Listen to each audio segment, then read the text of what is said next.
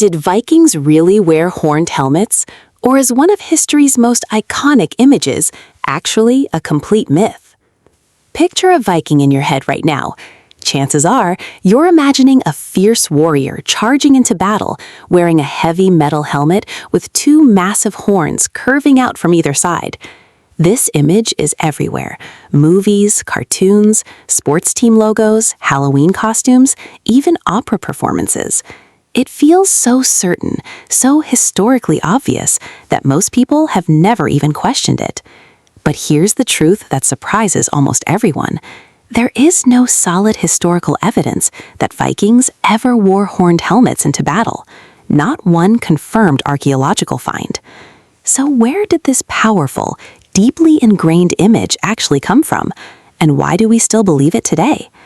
Let's start with the actual archaeological record, because this is where the myth completely falls apart.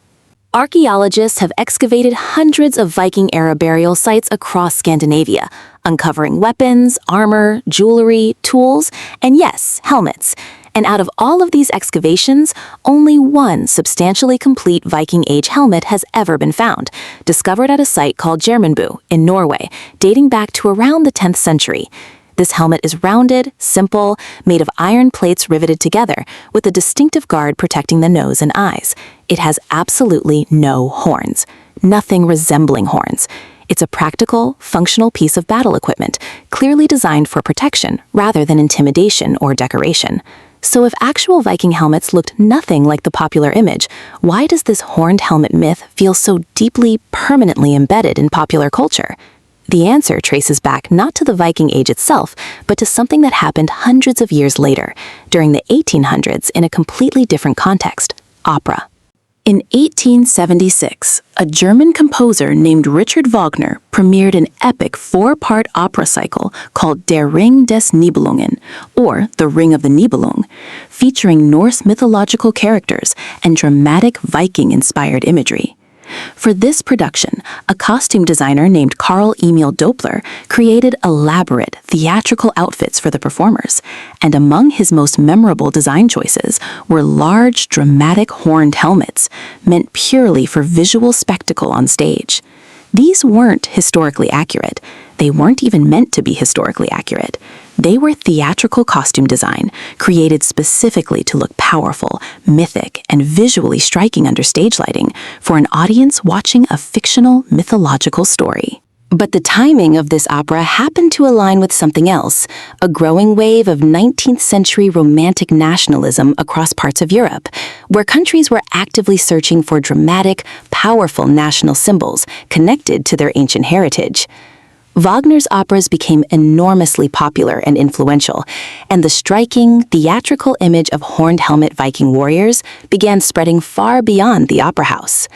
Illustrators, painters, and later filmmakers picked up this visually powerful image, and it slowly became absorbed into popular culture as if it had always been historically accurate, even though its actual origin was a 19th century costume designer creating theater props. Once this image took hold, it spread incredibly quickly through media that reached far larger audiences than opera ever could. Early 20th century illustrations of Vikings frequently included horned helmets, reinforcing the image for readers who had no reason to question it. Later, Hollywood films throughout the mid-20th century cemented this look even further, using dramatic horned helmets, specifically because they looked more visually intimidating and instantly recognizable on screen, regardless of historical accuracy. By the time cartoons, comic books, and eventually sports team logos adopted the same imagery, the horned helmet had become so culturally embedded that most people simply assumed it must be historically accurate, without ever questioning where the image actually came from. Now, this raises an interesting question. If Vikings genuinely never wore horned helmets, why does this myth feel so persistent when historians have known the truth for a long time? Part of the answer lies in something psychologists call the illusory truth effect, the tendency for people to believe something is true simply because they've encountered it repeatedly, regardless of actual evidence. When an image appears in enough movies, cartoons, toys, and costumes across multiple generations, it starts to feel like established fact, even without a single piece of real historical evidence supporting it. It's also worth understanding why horned helmets would have actually been a terrible design choice for real Viking combat from a purely practical standpoint. In close combat, an opponent could easily grab on to protruding horns, using them as leverage to control an enemy's head, twist their neck, or pull them off balance entirely, a devastating vulnerability in hand-to-hand fighting. Horns would also snag on weapons, shields, and other equipment during the chaos of battle, and would make it significantly harder to fit multiple warriors closely together in tight, coordinated shield wall formations, a defensive tactic that Vikings frequently relied on. In short, horned helmets weren't just historically inaccurate. They would have been a genuine tactical disadvantage for any warrior actually trying to survive real combat. So what did real Vikings actually wear into battle? Based on archaeological evidence, most Viking warriors likely wore simple leather or padded cloth caps for basic protection, since metal helmets were expensive and time-consuming to produce, making them a luxury item available primarily to wealthier warriors, chieftains, or elite fighters. The few metal helmets that have survived, like the one found at Geirmundbu, feature simple, rounded designs, sometimes including a mail curtain hanging down to protect the neck and a metal nose guard extending down the center of the face for additional protection. Interestingly, there is one connection between Vikings and horns that does have genuine historical basis, just not in the way most people assume. Viking-era archaeological finds do include actual drinking horns, crafted from the horns of cattle or other animals, used for consuming mead and other beverages during feasts and ceremonial gatherings. Some historians believe this genuine historical detail may have gotten mentally blended together over time with the completely fictional horned helmet imagery. There's also earlier evidence of horned ceremonial helmets, but these predate the actual Viking age by well over 1,000 years and come from an entirely different context.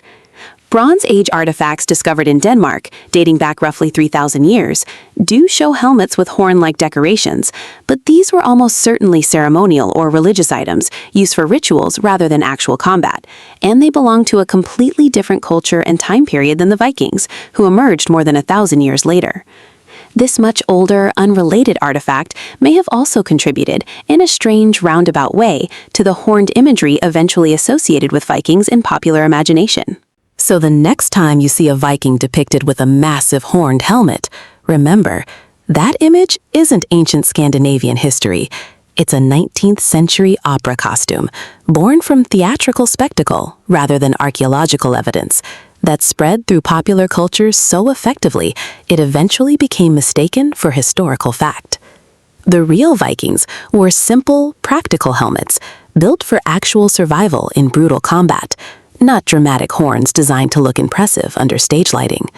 Sometimes the most iconic, deeply believed images in history aren't ancient truths at all. They're modern inventions that simply told a better story than the real one.